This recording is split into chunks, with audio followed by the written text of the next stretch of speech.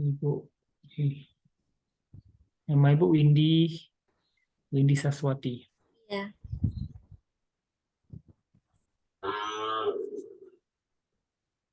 Ibu, boleh diceritakan, Bu, apa yang Ibu pahami tentang cara menyusun modul ajar ataupun merancang modul ajar.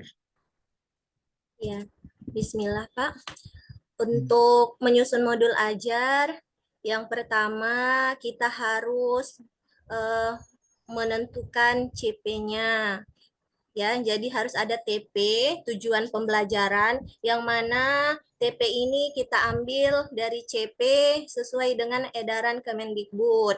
Terus menentukan KKTP, kriteria ketuntasan tujuan pembelajaran, kemudian melakukan diagnosa awal, asesmen awal yang mana untuk mengetahui kemampuan awal siswa, kemudian mengetahui gaya belajar siswa, dan eh, menentukan juga untuk materinya, materi pembelajaran, dan juga menentukan materi esensial, materi yang inti akan kita ajarkan. Kemudian setelah itu membuat pertanyaan pemantik untuk memancing siswa dan melihat juga sejauh mana kemampuan siswa. Kemudian masuk ke pendahuluan. Untuk pendahuluan kita juga membuat pembelajaran yang bermakna mulai dari kita mengucapkan salam, kemudian bertanya pelajaran yang minggu lalu, terus kita uh, untuk pembelajaran minggu lalu, terus mengaitkan dengan pembelajaran hari ini, dan setelah itu kalau saya di modul saya buat ice breaking terlebih dahulu, jadi siswa menjadi lebih semangat untuk mengikuti pembelajaran. Kemudian masuk ke materi inti, ke kegiatan pembelajaran inti, yang mana yang pertama saya mengelompokkan siswa mulai dari yang sudah memahami yaitu mahir, kemudian yang cakap dan juga mulai berkembang itu dalam satu kelompok secara heterogen, sehingga siswa yang masih mengalami kesulitan yaitu masih uh, masa berkembang baru berkembang itu akan dibantu juga oleh siswa yang sudah berkembang dan mahir. Setelah itu saya eh, menayangkan video tentang Asmaul Husna yang mana saya mengambil materi tentang meneladani iman kepada Allah Subhanahu wa taala untuk kebaikan hidup. Di situ memancing semangat siswa dengan cara melakukan nyanyi bersama lagu Asmaul Husna, yang mana siswa akan lebih semangat untuk belajar. Kemudian setelah itu ditampilkan video, kemudian siswa menganalisis dan memperhatikan dari video. Terus ada pertanyaan-pertanyaan yang akan timbul dari saya, begitu juga dari siswa yang lain, dan di situ juga siswa yang lain menanggapi dari pertanyaan dan jawaban yang dilakukan. Kemudian setelah itu siswa disuruh untuk menganalisis dan membaca materi yang ada di buku cetak ataupun sumber yang lainnya. Setelah itu, setelah siswa paham, maka akan dilakukan metode make a match. Metode make a match ini saya membuatnya agar siswa terutama yang punya gaya belajar kinestetik bisa bergerak dan bisa lebih semangat dalam belajar. Nah, di situ untuk pembelajaran make a match, siswa nanti akan saya siapkan beberapa pertanyaan dan satu lagi kartu yang lainnya itu soal. Jadi siswa akan mencari pasangan dari soal yang ada dan juga jawabannya. Setelah diberi waktu dan siswa sudah menemukan pasangannya masing-masing, maka secara bergantian siswa yang sudah mendapatkan pasangan maju ke depan dan menjelaskan apa yang dia dapatkan, baik itu berupa soal ataupun jawaban, begitu juga siswa yang lain untuk menanggapinya. Nah, kemudian seterusnya dan bahkan kartu diputar-putar lagi, diacak-acak lagi, agar siswa mendapatkan soal dan jawaban yang berbeda sehingga pemahamannya semakin bertambah. Dan misalkan jika ada siswa yang bingung, bisa untuk bertanya. Dan juga siswa yang sudah mahir bisa untuk menanggapi dan bahkan melakukan analisis jika ada terjadi kesalahan pada saat siswa yang lain menjelaskan. Nah, setelah itu ada refleksi. Di refleksi ini siswa akan menjelaskan apa kesimpulan dari materi.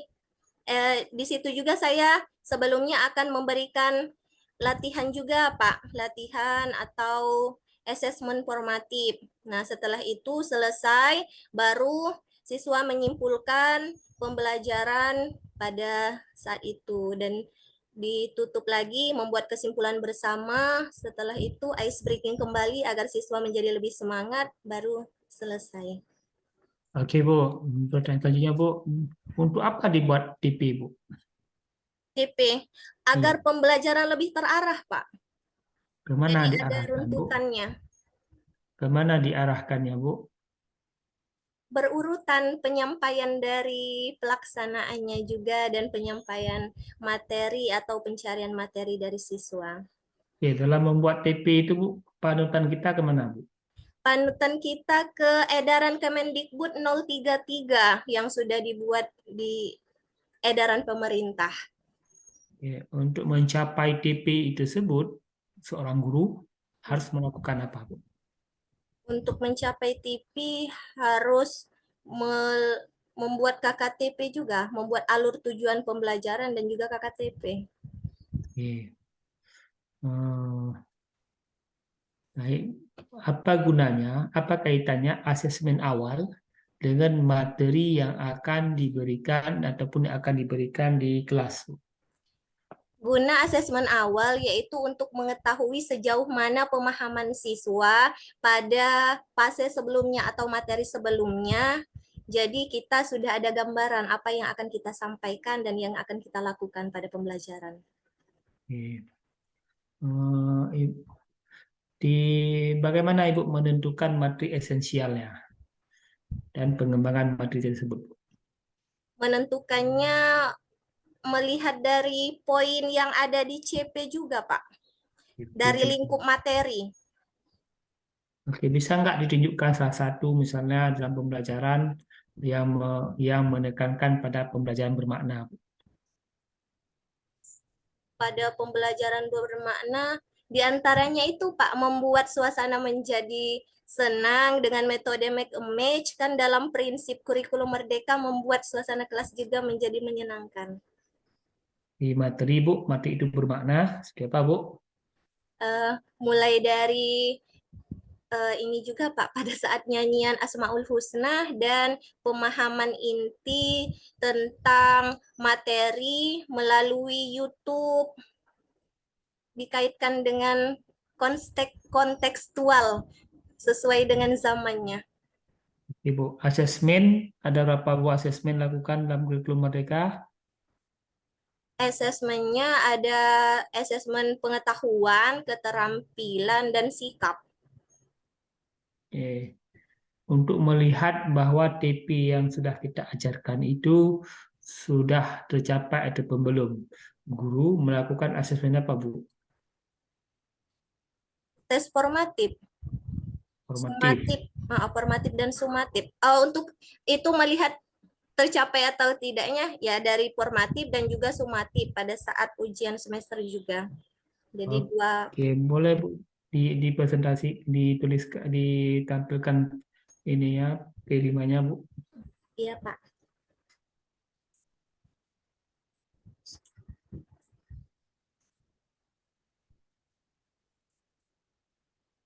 Sudah tampil, Pak?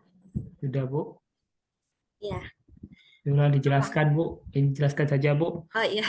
Bagaimana memilih Ibu memilih tema, judulnya apa, dimensinya bagaimana, dan di mana terlihat dimensi itu di dalam langkah-langkah alurnya, Dan bagaimana asesmen tersebut?